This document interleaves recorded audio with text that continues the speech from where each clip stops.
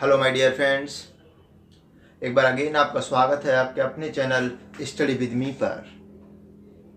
जैसा कि आप लोगों को पता है कि सेल बायोलॉजी में एक सब टॉपिक चल रहा था एंडो मेम्ब्रेन सिस्टम, उसमें भी फर्दर एक टॉपिक है आज का जिसका नाम है वैक्यूल, जिसे हम हिंदी में रसधानी कहते हैं। बेटा वैक्यूल वैक्यूल बड़ा ही गजब का टॉपिक है। ऐसा मन समझना कि टॉपिक जहां तक मेरी सोच है बेटा, मैं वहां तक बताऊं आपको कि साइटोलॉजी में सेल के स्ट्रक्चर में ज़्यादातर क्वेश्चन वैक्यूल से आता है। क्या क्वेश्चन आता है क्या नहीं आता हम आपको बताएंगे, लेकिन जरा कोशिश तो करें समझने की आज वैक्यूल को। एंडो मेम्ब्रेन सिस्टम में मैंने एंडोप्लाज्मिक रेटिकुलम पढ़ा, गोल्गी एपरेटर्स पढ़ा, उससे लाइसोसोम भी पढ़ा, लाइसोसोम के टाइप भी पढ़े, लाइसोसोम के काम भी पढ़े, सारे के सारे टॉपिक हम पढ़ चुके हैं। आज वैक्यूल है बेटा, और वैक्यूल की सिंपल सी डेफिनेशन है, ये साइटोप्लाज्म में मेम्ब्रेन बाउंड स्ट्रक्चर है।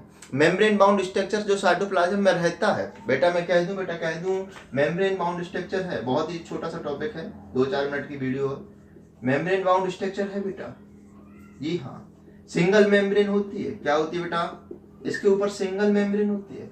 अरे तो थैला लाइक बटुआ लाइक, ऐसा बात तो है, वैक्यूल ही है, एंडो मेम्ब्रेन सिस्टम का पार्ट है। गोल्गी एपरेटर से भी कभी कभी बनी होगी। अगर उसमें हाइड्रोलाइटिक एंजाइम है तो मैंने उसको लाइसोसोम बोल दिया। अगर उसमें एंजाइम के अलावा कुछ और है तो उसे हम वैक्यूल कह रहे हैं। क्या कह रहे हैं? वैक्यूल कह रहे हैं। देखो सिंगल मेम्ब्रेन से ढकी होती है और जिसका नाम बेटा टोनोप्लास्ट होता है। ये बड़ा इंपॉर्टेंट क्वेश्चन है, एक बार नहीं कई बार पूछा गया है। इतना पूछा गया कि क्वेश्चन को खुद शर्म आ जाती है। बेटा सिंगल मेम्ब्रेन होती है जिसे हम टोनोप्लास्ट कहते हैं, ये है, ये पूरी सेल है और हमारा ये साइटोप्लाज्म है, और साइटोप्लाज्म ये वैक्यूल है। बेटा जो सिंगल मेम्ब्रेन है ना, इसी को हम टोनोप्लास्ट कहते हैं। क्या कहते हैं? टोनोप्लास्ट। एक बच्चा कहने लगा सर इसमें जो शेप भरा हुआ है उसे क्या कहेंगे? मैंने कहा बेटा इसी शेप को तो हम पढ़ना है। इस शेप के अंदर एक तो शेप ही होता है, जैसे आपने बोला शेप, बोले तो शरबत। मैं कह दूं बेटा, कह दूं इसमें शेप है, शरबत है, इसमें वाटर है, अरे वाह, इसमें एक्सक्रीटिव प्रोडक्ट है, क्या बात है बेटा।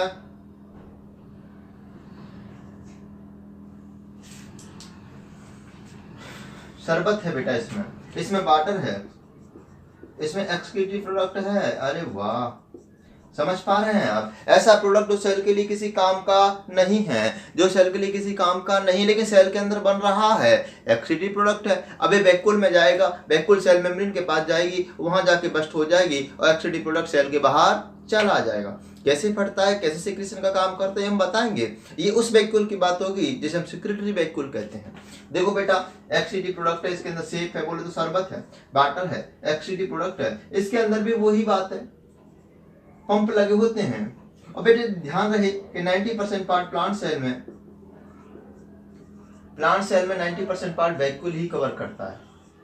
इसीलिए ही प्लांट सेल एनिमल की सेल की तुलना में बड़ी होती है बेटा। एनिमल सेल की तुलना में प्लांट सेल का साइज बड़ा होता है। अरे साइटोप्लाज्म का 90% पार्ट कवर कर लेता है ओनली एंड ओनली वैक्यूल। क्यों? देखो सेल वॉल से ढकी होती है। अब आपको बताऊं मैं एक और फर्दर पॉइंट, जब प्लाज्मोलिसिस होता है, इसके अंदर सेप भरा हुआ है, देखो सेप का मतलब बता रहा हूँ, चाशनी भरी हुई है, जूस भरा हुआ है। इसका जब भी प्लाज्मोलिसिस होता है तो साइटोप्लाज्म के बाद जिसमें से मटेरियल निकलता है बेटा वो वैक्यूल होता है। मैंने क्या किया, अपनी एक एनिमल की सेल ली और इस एनिमल की सेल को हाइपरटोनिक सोल्यूशन में रख दिया। आप जानते हो अगर हाइपरटोनिक सोल्यूशन में अगर सेल को रखा है तो इसका मटेरियल बाहर आएगा, बिल्कुल आएगा। अगर इसका मटेरियल बाहर आ रहा है, अगर कोई प्लांट सेल रखी इसका मटेरियल अगर बाहर आ रहा है तो ज्यादातर मटेरियल कहां से बाहर आता है? वैक्यूल से। कहां से आएगा? वैक्यूल से। ये अपनी वैक्यूल की स्टडी है बेटा, इसे नोट कीजिए। बेटा एक बात बताओ, इसमें हाइपरटोनिक सॉल्यूशन में रखने पर इस सेल का प्लाज्मोलिसिस हो रहा है। क्या हो रहा है? प्लाज्मोलिसिस। अगर ये प्लांट सेल है तो प्लांट सेल है तो उसकी सेल वॉल रिजिड होती है, और जब सेल वॉल रिजिड होती है तो उसके स्ट्रक्चर को शेप को मेंटेन बना के रखती है। इसका मतलब सेल पिचकती नहीं है। अगर वहीं पे एनिमल सेल होती तो सेल पिचक जाती है बेटा, पिचक जाती, क्योंकि उसके वैक्यूल में से पानी निकल गया। 90% पार्ट किसने घेरा सेल के अंदर? वैक्यूल ने। समझ रहे हैं? अब वैक्यूल कई प्रकार की होती है, कितने प्रकार की होती है जरा ये समझने की कोशिश करो। आप ये बात ध्यान रखना, ये कंसंट्रेटेड ग्रेडियंट के अंदर अलोंग द कंसंट्रेटेड ग्रेडियंट, मैं लिख दूं यहां पर अलोंग द कंसंट्रेटेड ग्रेडियंट, इसके अंदर आयंस, मिनरल्स रहते हैं। Ions generally under along the concentrated gradient रहते हैं, और आपको पता है अलोंग द कंसंट्रेटेड, ये तो लाइपोफिलिक नेचर है। सिंगल निकोलसन ने जो मॉडल दिया था फ्लूइडोमोर्फिक मॉडल, वही तो सारी की सारी मेम्ब्रेन है ना। तो अलोंग द कंसंट्रेटेड ग्रेडियंट जो आइंस वगैरह जाते हैं वो डिफ्यूजन से जाते हैं। कैसे जाते हैं? डिफ्यूजन से। अगर कोई पोलर है वो बात अलग है, उसके लिए करियर प्रोटीन होंगी, वो इसके मेंटेन को बना के रखते हैं। किसको? मेंटेन को बनाते हैं। इसलिए क्वेश्चन आता है कि सेल के अंदर ऑस्मोटिक प्रेशर को मेंटेन बना के रखने वाला इंपोर्टेंट सेल ऑर्गेनल कौन है? तो बेटा उसका आंसर है वैक्यूल। क्या? वैक्यूल। तो मैं कह दूं बेटा, कह दूं ऑस्मोटिक प्रेशर को मेंटेन बना के रखती है, ऑस्मोटिक प्रेशर को, यानी सेल के अंदर ऑस्मोसिस को मेंटेन करने वाला, ऑस्मोटिक प्रेशर को मेंटेन करने वाला जो सेल ऑर्गेनल का इंपॉर्टेंट रोल है, उसका नाम वैक्यूल है। बहुत सुंदर। अब हम टाइप ऑफ वैक्यूल्स की बात करेंगे। बेसिकली जनरली हम दो ही वैक्यूल की बात करेंगे, तो कॉन्ट्रैक्टाइल वैक्यूल, एक फूड वैक्यूल, है ना बेटा। आओ, टाइप ऑफ वैक्यूल में सबसे फेमस और इंपोर्टेंट है बेटा कॉन्ट्रैक्टाइल वैक्यूल। जो पहले बहुत आती थी, अब नहीं आती, क्योंकि क्वेश्चन इतना घिसा पिटा हो गया ना। कॉन्ट्रैक्टाइल वैक्यूल, और इसका फेमस एग्जांपल सिर्फ एक ही पूछा जाता है, अमीबा। क्या बेटा? अमीबा। आपको पता है, आपको पता है बेटा, ये हमारा अमीबा होता है, जो हमारा अमीबा होता है ना, प्रोटोजोआ फाइलम का मेंबर है, एनिमल है। एनिमल है तो इसके पास सेल बाल तो होगी नहीं। मैंने क्या किया, फ्रेश वाटर अमीबा को समुद्र में डाल दिया। ये लो फ्रेश वाटर अमीबा भैया, ये अमीबा फ्रेश वाटर कैसा है? फ्रेश वाटर है। अब जब फ्रेश वाटर अमीबा है, ध्यान रखना, जरा मेंटेनेंसी बनाने की कोशिश करना, ये फ्रेश वाटर अमीबा है। अब जब फ्रेश वाटर अमीबा है, बाहर का सॉल्यूशन हाइपोटोनिक है, कैसा है? नहीं, बाहर का सॉल्यूशन मत समझो, आइसोटोनिक, हाइपोटोनिक है, हाइपर नहीं, हाइपोटोनिक, मतलब बाहर का सॉल्यूशन हाइपोटोनिक है, फ्रेश वाटर। तो इसके अंदर बार बार पानी अंदर घुसेगा, और जब बार बार पानी अंदर घुसेगा तो इसके अंदर कॉन्ट्रैक्टाइल वैक्यूल होगी, और जो पानी को भरेगी अपने अंदर और बार बार सरफेस पर आकर फट जाएगी। समझने की कोशिश करो, इसने पानी को अपने अंदर भरा और सरफेस पर आई, फट गई और सारा का सारा पानी बाहर निकल गया।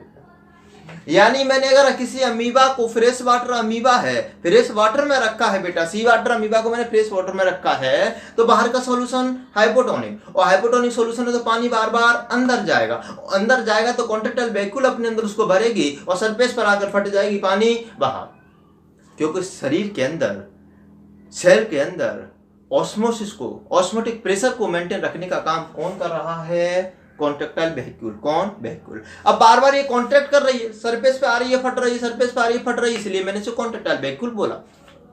मैंने क्या किया, अगर हम सी वाटर के अमीबा को अगर फ्रेश वाटर में लाए तब ऐसा हो रहा है, अगर हम फ्रेश वाटर के अमीबा को अगर सी वाटर में ले जाऊं, फ्रेश वाटर अमीबा को अगर मैं सी वाटर में ले जाऊं, तो आप एक बात बताओ, अंदर का जो ऑस्मोटिक प्रेशर है बाहर के ऑस्मोटिक प्रेशर से समान, और जब समान हो जाएगा तो बेटा जितना पानी अंदर उतना पानी बाहर, जितना पानी अंदर जाएगा उतना पानी बाहर जाएगा, net movement water zero.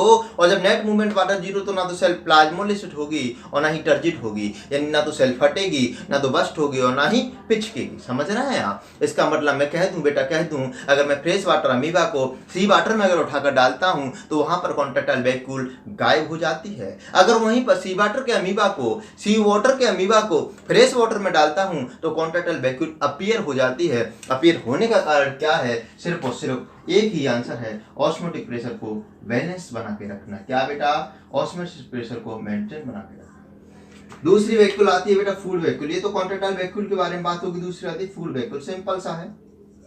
Food vacuole बोले तो भोजन की रसदानी, इसको हिंदी में बोलते हैं खाद्य रसदानी। अरे कौन सी भी रसदानी हो, यहाँ पर रस भरा है, वो तो समझ रहे हैं। देखो फूड वैक्यूल की बात क्या है बेटा, हमारे पास ये सेल है ना, और इस सेल को जैसे सब उनको WBC है, क्या भैया? WBC। अगर ये WBC किसी बैक्टीरिया के पास आएगी, ये चूसा बैक्टीरिया, और ये बैक्टीरिया के पास WBC आएगी तो इसने क्या किया, इसने ले WBC ने अपने आकार में चेंज किया और बैक्टीरिया को अपने अंदर लेने की कोशिश की, यानी इंजेक्शन करने की कोशिश की, यानी इंगल्फिक करने की कोशिश की, मतलब अंदर खाने की कोशिश की। और एक समय बेटा ऐसा आया कि ये बैक्टीरिया इसके अंदर ही पहुंच गया। जी हाँ, इसके अंदर ही पहुंच गया। जब मेम्ब्रेन के अंदर होके आया है तो इसके ऊपर एक मेम्ब्रेन आ गई, बन गई एक वैक्यूल। अगर ऐसी एक वैक्यूल बनी है तो मैं कह दूं ये फूड वैक्यूल है।